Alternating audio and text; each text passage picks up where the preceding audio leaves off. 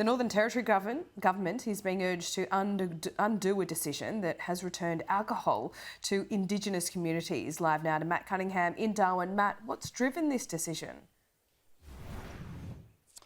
Well, Laura, this is because of the end of the Stronger Futures legislation, better known by most people as the Northern Territory intervention. Of course, that was introduced in 2007 by the Howard government. It meant that more than 400 Indigenous communities, outstations and town camps in the Northern Territory were declared dry. Now, that legislation expired just over a week ago, and the Northern Territory government has decided not to continue the ban on alcohol in those communities. There are more than 100 communities that were dry before the intervention. They have returned to being dry again, but these other communities, well, alcohol is now permitted in those communities, those outstations and those town camps. Now, it's been just over a week since we saw the return of alcohol to those communities, and community leaders are saying it's already having a dramatic impact.